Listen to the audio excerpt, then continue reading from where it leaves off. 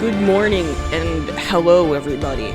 We're back at it again with Phoenix Wright Ace Attorney, and we're continuing with episode 4 Turnabout Goodbyes. So my goal for today, in this session, not in this single video, is to finish Turnabout Goodbyes. There's not that much left. I think there's one more investigation day and then one more trial segment, I believe. And then that should be the end of it. So hopefully this won't take too long, even though I know it will. What was Mr. Edgeworth talking about? Who even knows? He says a lot of things that don't make sense. In memory of a crime that I committed. Right, he was talking about the nightmare that he was having. The memory of a murder. It must make it pretty hard to sleep if you're having that nightmare like every other night. Do you really think Mr. Edgeworth killed? Who can tell? We'll probably determine that. I don't believe it. Not Edgeworth. Not the man I'm in love with. Some painful memory has been troubling him recently. But he'd never take someone's life. Never. Nick. You sure believe in him an awful... Larry... First of all, how did you get through the front door? I locked that. Second of all, why are you here? Yo, how's everyone doing? We were doing great before you showed up. What do you think of my performance today? You know, as annoying as it was, you actually saved our asses. And I'm swooning in the aisles, huh, Maya? Is it swooning? Me? Dude, she's 17. Oh, yes, I do remember feeling faint. Not from, you know, being into you or anything. I was feeling faint from, oh my god, he's gonna screw this up for us. Right on, tell me the truth, it was like love at first sight, right? Larry, you're 23? She's 17. Don't you have a girlfriend, Larry? Don't you already have a girlfriend? I'm not... Larry, don't be weird, she's 17. She is a minor. Right, Nick? Huh? Me? Well, maybe my heart skipped a beat or two. Not in a good way, though. I think you could do better than that. Come on, I saved Edgeworth in there, dude. Edgy.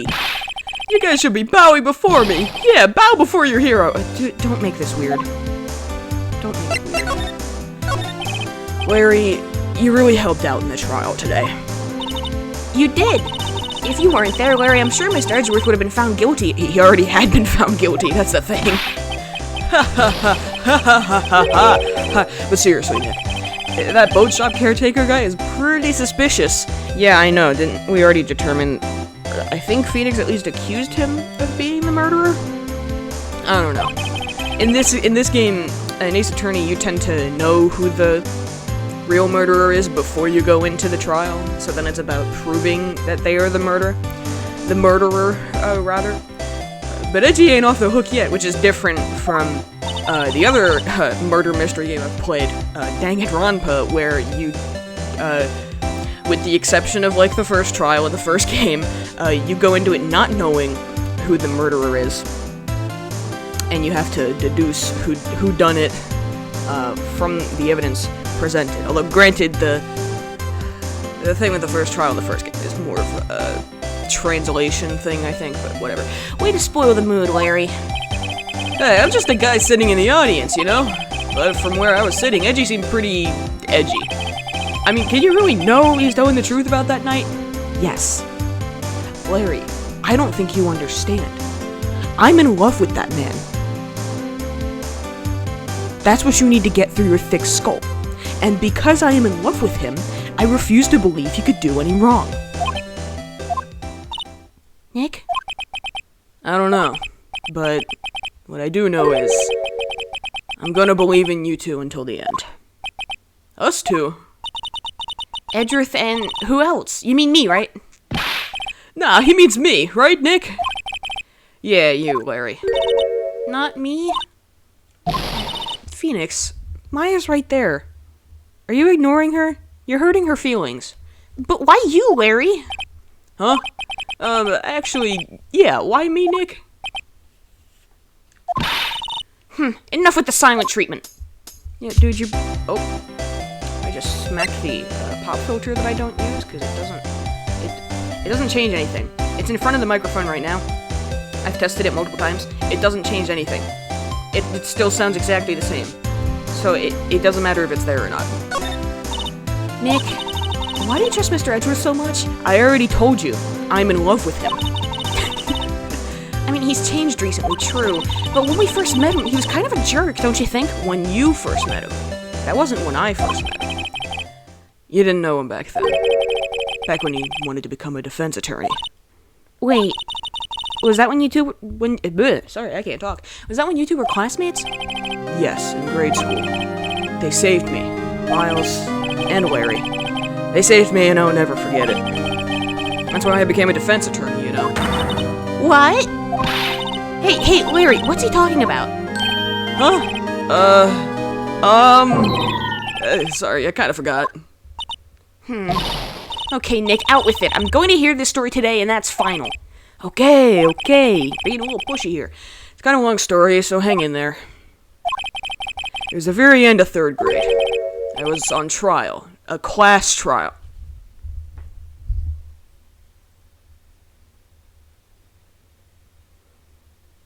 Did you perhaps, by any chance, murder somebody? Was there, by any chance, a 2-foot-tall robot bear present during this class trial? I'm sorry, I talk too much about danganronpa. I love danganronpa too much. I swear I can't make any promises on not making any more references to it. But, anyway. A class trial? Oh, dude, you remember Larry, spring, end of 3rd grade? Kid in our class got his lunch money stolen. Lunch money? Our school was really small. Every month, kids would bring in an envelope with money for lunch from home. Huh, I see. That's not how they do it nowadays. I wouldn't be surprised if that's how they did it back in the days, but now instead you have an account. Actually, I mean, for all I know, it might have changed. I haven't bought lunch from a public school since 6th grade. I think 6th grade was the last time that I bought a lunch from school, and that was in elementary school. Oh my god, I can't even remember what the cafeteria in my 6th grade, because I went to the same school for kindergarten to 5th grade, but then had to go to a different school for 6th grade because I was in the gifted program, and they didn't have a gifted program for 6th graders in my first elementary school. So I instead had to go to another one, and I can't remember what the cafeteria looked like in that one. I actually can't remember what most of that school looked like. But I can remember parts of my original elementary school very clearly. Why was I talking about this? Right, the lunch money in the envelope. You could bring in cash to pay for lunch, but mostly you'd have an account and your parents could put money on it, and when you went through the lunch line, you'd get to the last lady, and to be like, input your PIN number, and you'd put in your PIN number on the keypad, and then it would deduce however much money from your account to pay for your lunch. Huh, I see. Anyway, this kid's envelope disappeared with $38 still inside. Who the fuck needs $38 for a school lunch? At my elementary school, a single lunch would cost, like, maybe $5? They were not expensive. They were not $40, definitely. I'm sure if they had been $40, some people would have been very upset, because who can afford to pay $40 for lunch every single day? Rich people, probably. Oh, yeah, now that you mention it, I do remember that. I can see why you'd forget, though. You were out of school that day. Anyway, the envelope had been stolen during PE class. I was coming down with a cold, so I had skipped PE that day. Huh, miracle that they let you skip PE. At my, middle school, you'd have to literally have a broken leg for you to sit out on PE class, and even then they'd, like, fucking berate you for it. Like, look at this, they wouldn't actually. Look at this nerd sitting out of PE class for having a broken leg. Nerd. But yeah, it wouldn't matter what you said. Sometimes I would pretend to trip and fall during PE just to sit out of it for even just like a few minutes, because I hated PE class. When you're one of the fat kids in middle school, PE class does not feel good. Even if nobody outright says anything, it feels very uncomfortable. I was the only one not in class. So, they thought you did it? Yeah, kids in class said I should be put on trial. Trial? So the next day, we held a classroom trial with me as the defendant. How do all of these kids know how trials work? I feel like most elementary school kids probably wouldn't know how a criminal trial works. I didn't do it. Guilty. He did it. Guilty. It was you. Thief. Give the money back. You're such a meanie. No one play with him. Just admit you did. I'm not pressing any buttons. This is just going on its own. Jeez, these kids are harsh. Okay, where's your? Did you rob the bank? Hold on. What was that? What was that? What was that last part? Did you rob that bank the other day? Huh? So now you're accusing me of completely unrelated crimes? That's where I draw the line, bucko. Now, Phoenix, you know you shouldn't steal people's money. It's not right. But my last name is. In the end, even the teacher thought I'd done it. Go over and apologize, Phoenix. Damn, even back then, you still had that crazy-ass hairdo. How much money on hair gel have you spent? How much money have you spent on hair gel throughout your entire life, Phoenix? Just a genuine question. How much money have you? Are you the sole person supporting the local hair gel industry? I'm usually funnier than this, I swear. I didn't know what was happening. I was so sad. I couldn't stop crying. Everyone was staring at me like I'd done it. I tried to apologize. I went to where the boy whose money had been stolen was sitting. That's when it happened. He shouldn't have to apologize. The only thing that belongs in a trial is evidence. Anything else has no place. Right. Edgeworth had a defense attorney father. You should all be ashamed. Amateurs. Miles? My leg itches. It wasn't you who stole my money, was it? No. Oh, it was his money that got stolen. And you shouldn't apologize. Is that why he was bringing $40? Because his dad was a defense attorney? Lawyers make bank. Like, lawyers can make bank. Everyone's been shouting you did it, but no one has any proof. Other than I was the only one without an alibi. Which, by itself, is not sufficient enough to get a guilty conviction. That is why, Your Honor, this boy is innocent. But Miles, it was your money that was stolen. Yeah, he did it. He's the one. We don't need proof. Make him say he's sorry. Why don't you all just shut up? That's a very rude thing to say in an elementary school. This is always how it is. Everybody ganging up and picking on one person. Just think how he feels. I don't feel. I haven't felt an emotion in 7 years. He said he didn't do it, so he didn't do it. Well, I mean, a lot of people say they didn't do things that they did actually do. It doesn't change the fact that they did them. Very well. I will replace the money myself. This class trial is over. And it's just $40. Can you tell I'm privileged? It's just $40. No, but seriously, $40 can be... Oh, honestly, $40, especially for a school lunch? That's a lot of money for a school lunch. That's how it happened. After that, the three of us were the best of friends. Also, did this school not allow you to bring your own lunch? Were you forced to pay for lunch yourself? Is that how they do it in Japan? Because obviously this game was originally released in Japanese. Are you not allowed to bring your own lunch to school? Do they not have lunch boxes? I don't know. I'm reading a little too much into everything. The three of us were best friends. Yep. Must be nice to have friends. Wow, I had no idea. Well, I never told you, so... Yeah, I had no idea either. I mean, I forgot. That's when I learned what it meant to be alone. Totally alone without a friend in the world. Buddy. I know that feeling.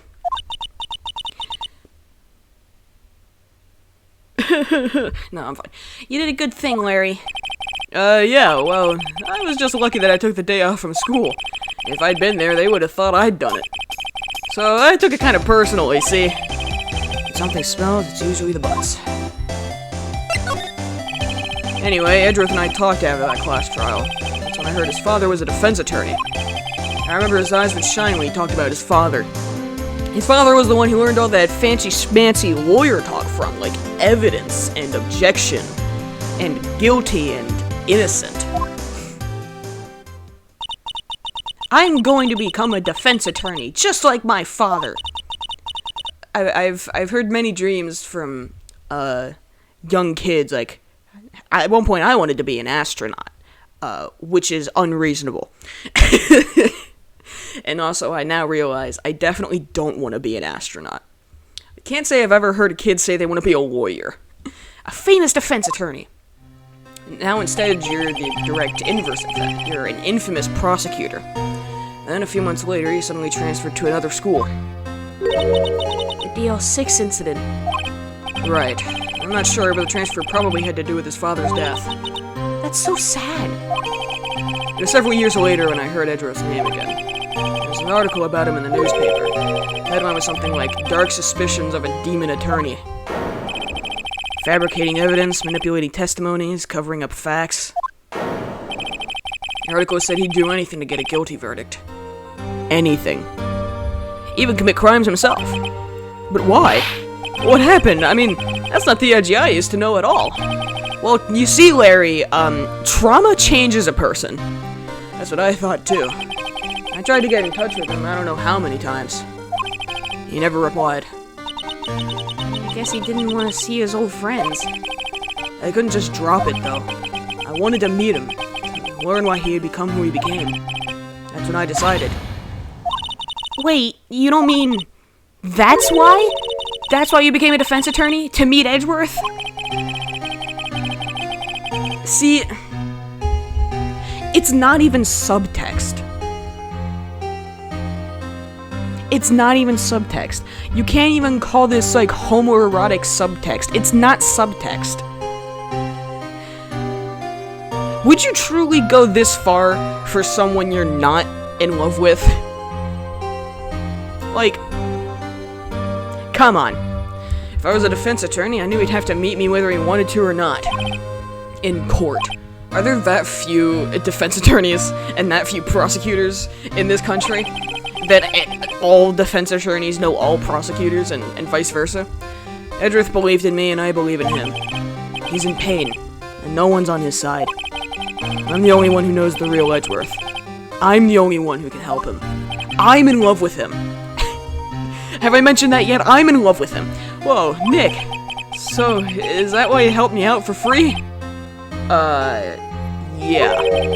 I helped you because I believed in you. Except I don't remember saying I'd do it for free. You just never paid.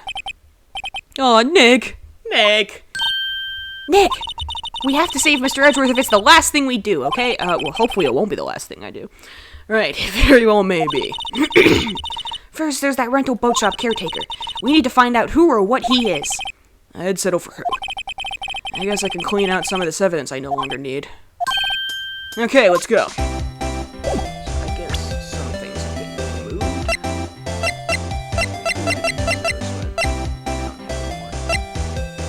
Yeah, I wasn't keeping a mental... Okay, so nothing else to talk to Larry about. So let's go to the detention center real quick.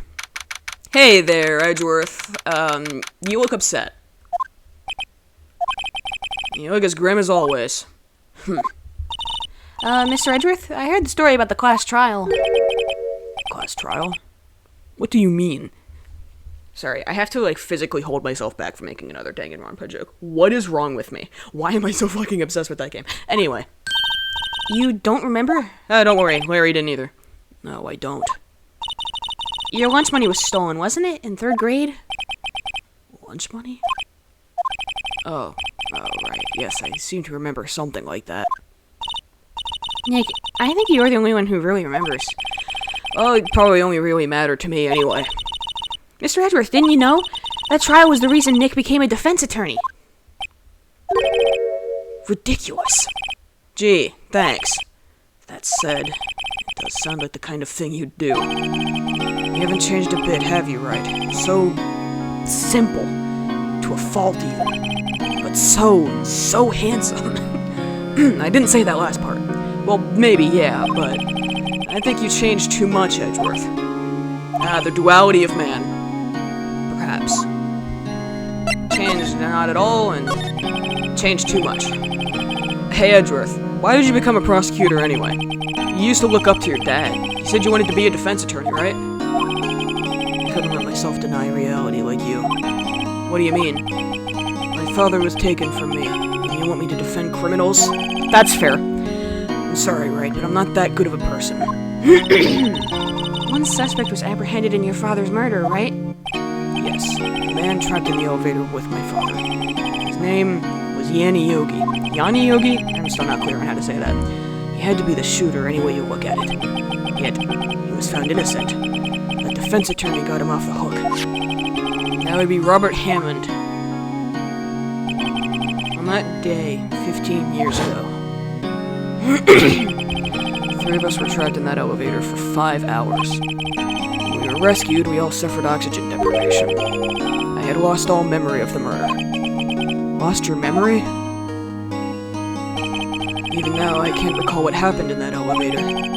That was the crux of Yogi's attorney's argument in court. He claimed Yanni Yogi had been not of sound mind due to the oxygen deprivation. Yogi was released due to a lack of evidence. Innocent. That's when I changed my mind. I started to hate defense attorneys. Well, I'm an exception, right? Right? What's your relationship with Von Karma? He's my teacher and a man who deserves respect. Learned everything I know of courtroom techniques from him. So, he's like my sister was to you, Nick. He is a perfectionist in all things. In court, in his personal life, he is obsessed with doing everything perfectly. Perfectly, huh? In all the cases he has taken on, none were left unsolved. Not one suspect was declared innocent. Ever.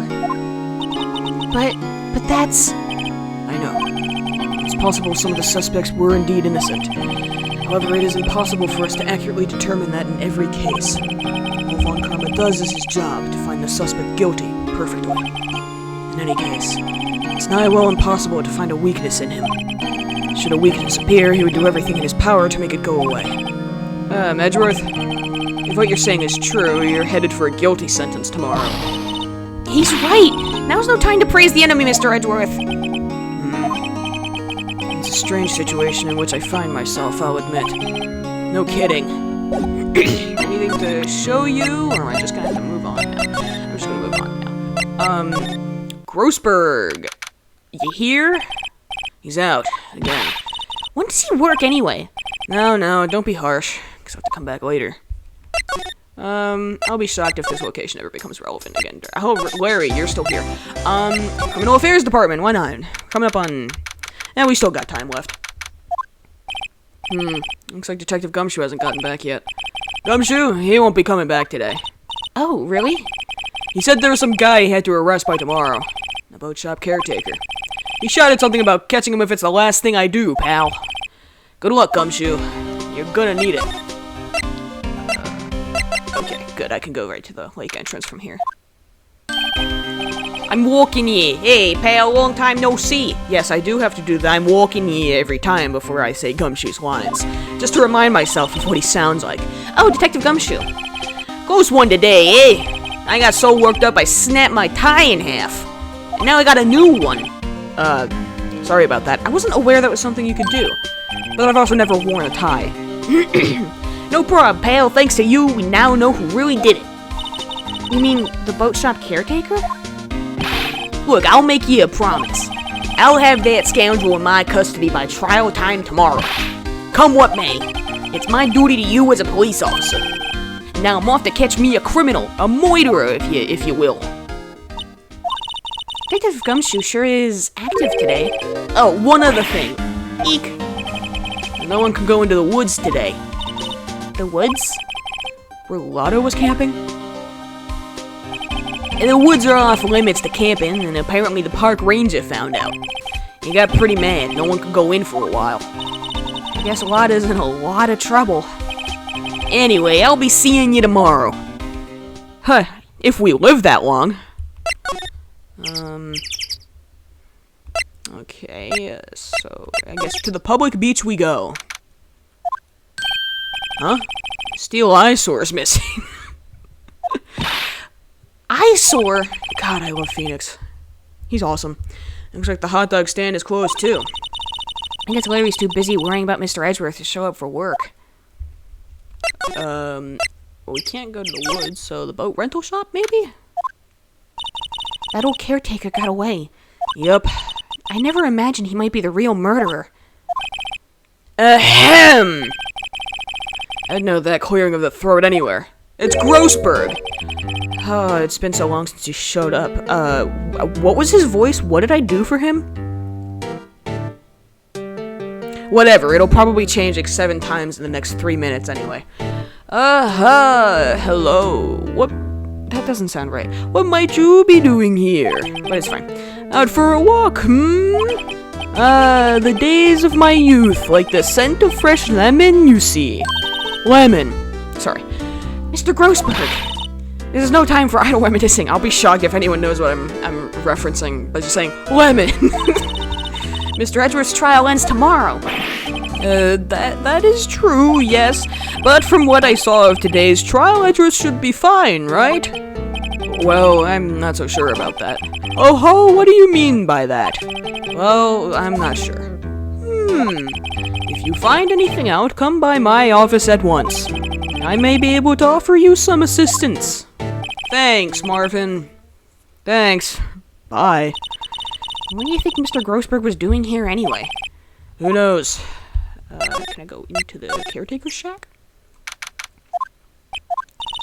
Nobody's home. Hello! Hello! Squawk. Hey, it's Polly! I wonder where your owner's gone, Polly.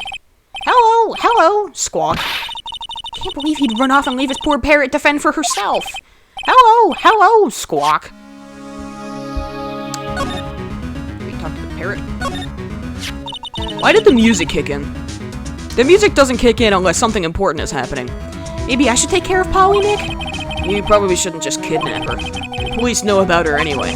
I'm sure they'll do something. Well, okay. Sorry, Polly. He says I can't take you. Right, now the bird's going to hate me. Some birds can hold grudges, yes. Like, corvids, crows, and ravens can remember human faces and can hold grudges against those they don't like. Corvids are smart to a degree that terrifies me. That reminds me, Nick. Polly here knows the number to the safe, right? Yeah, that's right. Polly, what's the number to the safe? 1228, Squawk. Let's open it, Nick. Come on. I'm sure there isn't any money in there. Aww. But hey, he keeps it locked, right? So there must be something of value in there. There's a gun. I know I said I've played this game before, but I've forgotten a lot of the minute details, so I don't actually remember what's in there. But if it does end up being a gun, I'm gonna laugh. I'm not so sure. Okay, Nick, let's see what's in there. I guess there might be a clue or two. The only thing in here is a letter. Okay, right, yeah, no. It's a piece of paper. A letter? Aw, boring. There's no name or signature on this thing. It's handwritten in very precise, clear letters. Get your revenge on Miles Edgeworth. Edgeworth? Nick, why would Mr. Edgeworth's name be on here? How should I know? I'm gonna read the whole thing. Get your revenge on Miles Edgeworth. It also says, this is your last chance. Now is the time to get revenge on the 2 men who ruined your life. The rest of the letter goes on to describe the murder plot in detail. How to kill Robert Hammond and frame Edgeworth, calling Edgeworth out to the lake, getting on the boat, firing twice. This is exactly what I figured out today in court. It's all here, in perfect detail. It's a little too convenient. Not. What do you think it means, Nick? I think it means this was planned in advance, and the caretaker is framing Edgeworth for the murder. If you couldn't gather that on your own, I'm sorry, but you're hopeless. You're a lost cause. I don't know, but it looks like these are instructions for that caretaker. When he killed Robert Hammond and called out Edgeworth, he was following instructions. But who could have written that letter? And what does it mean to get revenge on Miles Edgeworth? Look, I don't know, okay? One thing's for certain. This letter is an amazing clue. Yeah, this is pretty damn incriminating. There's nothing left in the safe. I wonder why the caretaker didn't take the letter with him. left in a hurry, right? I don't think he even came back here after the trial. He is now on the run. He's a fugitive. He's fled to Czechoslovakia. And this is a perfect place to leave off the episode. Next time, we'll go somewhere. Haven't determined where yet, but we'll go somewhere. See you then when we go somewhere.